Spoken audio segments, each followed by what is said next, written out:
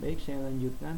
Untuk pengadaan koperasi syariah, buku koperasi syariah ini silakan dikolektif oleh ketua dan bendaharanya ya.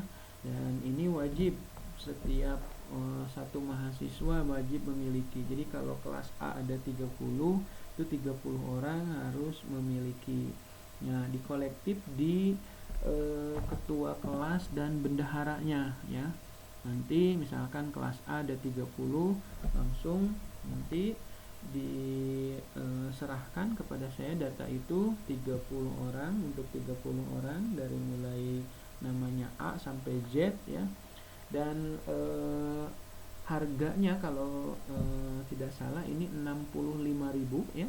Ini 65.000 harganya. Jadi nanti dikolektif di ketua kelas dan bendahara saja.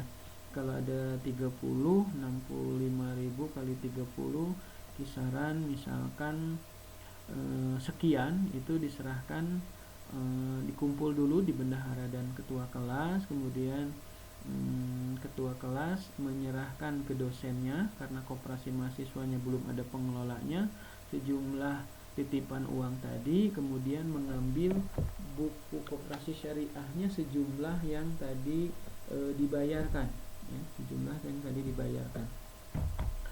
Kemudian kelas B juga begitu ya, nanti didata ketua kelas sama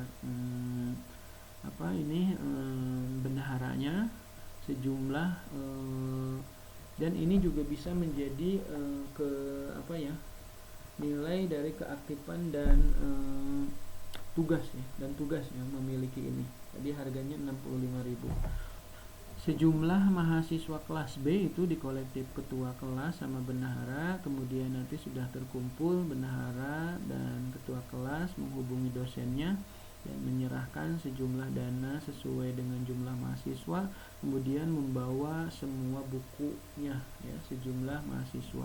Begitupun untuk kelas C, kelas D, kelas E, kelas F, kelas G, dan kelas H juga sama oleh Pak Haji Sutopo ya. Kelas H itu juga sama. Bukunya tadi karangan dosen kita sendiri, kebetulan kita dari tim dan saya yang membuatnya ya. Nah, ada pertanyaan di kelas lain, Pak, itu ada diskon? Kalaupun ada diskon biasanya diserahkan untuk kopma ya, untuk kopma. Kemudian kalau memang tadi kopma belum ada, mungkin karena ini langsung nanti akan diserahkan sekian persennya itu ke bendahara, boleh digunakan untuk kas masing-masing maupun hal lainnya. Biasanya itu dari alfa beta itu diskonnya itu 10% ya. Jadi kalau 65.000, kisaran 6.500 itu akan dikembalikan kepada agent atau toko ya, tokonya. Jadi Anda itu dianggap sebagai agent oleh alfa beta. Dan kalau 65.000 berarti 6.500 itu di cashbackkan. Jadi kalau ada jumlah mahasiswa di kelas A itu 30, berarti harga 65.000 kali 30 dan akan cashback 6.500 kali 30 itu akan kembali dan silakan dipergunakan. Kalau koperasi yang ngelolanya Kopma itu akan menjadi keuntungan Kopma. Tapi sebelum Kopma itu ada pengelolanya, itu dikelola saja sama bendahara dan ketua kelas ya. Kalaupun nanti ada cashback silahkan bisa dipergunakan untuk uang kas kelas saja ya. Dan itu bukan dari kami, bukan dari dosen, itu cashbacknya dari alfa beta ya, dari penerbit. Karena kalau kami pada saat mencetak kemudian menjadi penulis dalam sebuah buku itu tidak mengeluarkan biaya, tetapi setiap penjualannya itu mendapatkan royalti saja. Sebetulnya royaltinya itu di bawah cashback yang tadi untuk pedagang pengelola, itu kita royaltinya hanya 5-7% saja untuk penulis. Cuma panjang ya, untuk penjualan tahun mana setiap penjualan buku, mau di Jogja, mau penjualannya di Aceh, mau di mana, kita selalu ada laporan untuk royalti. Begitu ya, begitu transparan. Jadi silahkan mohon ke ketua kelas, bendahara setiap kelasnya itu mendata, mengkolektifkan ya. Demikian ya.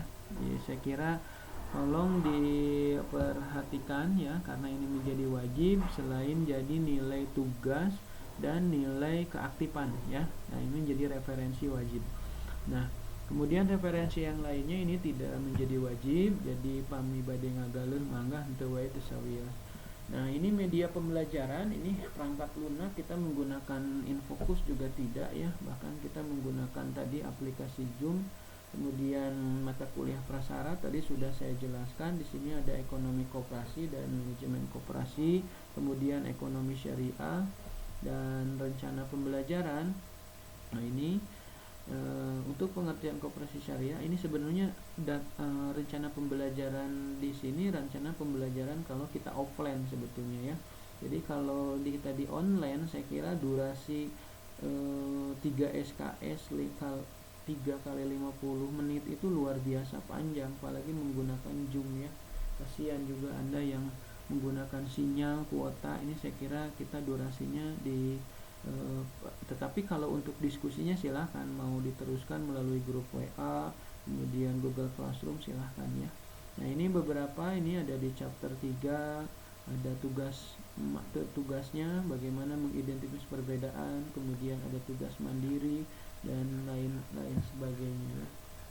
Ini saya kira nanti sampai UAS ini di pertemuan ke-16, di pertemuan 8 ini ada UTS ya. Sudah lengkap semua, silahkan. Dan untuk materi nanti kalau di Zoom mungkin bisa di-share di link saat Google Zoom itu disampaikan atau berjalan. Kalau di Google Classroom nanti kita bisa share di Google Classroom-nya ya. Baik, demikian adik-adik semua ya, untuk pertemuan pertama ini saya kira saya tidak menggunakan Zoom. Mungkin di beberapa pertemuan berikutnya kita akan menggunakan aplikasi Zoom. Untuk hari ini kita menggunakan aplikasi Bandicam yang di-share di Google Classroom kelas masing-masing.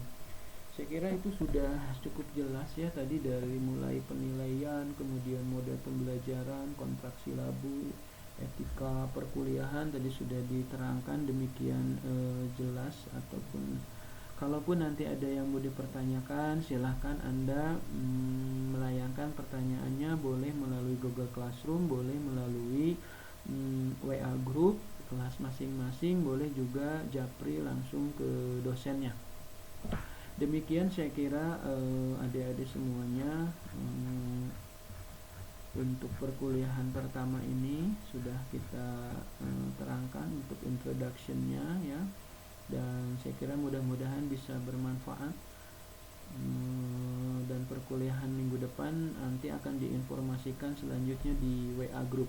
Maksud saya apakah itu menggunakan Google Classroom, video Bandicam seperti ini, atau ada penugasan, atau mungkin juga menggunakan aplikasi Zoom, nanti akan diinformasikan di kemudian hari melalui WA group kelas.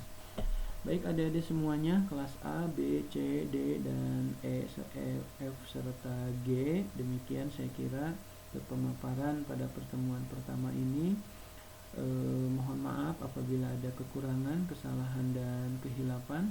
Silahkan adik-adik beraktivitas kembali, mungkin melanjutkan ada perkuliahan selanjutnya, atau mungkin ada juga yang sudah beres, silahkan melanjutkan aktivitas kesehariannya. Semoga selalu sehat, sukses selalu, jaga selalu kesehatan, jangan lupa 3M, memakai masker, mencuci tangan, dan menjaga jarak. Terima kasih. Billahi taufik wal hidayah. Assalamualaikum warahmatullahi wabarakatuh.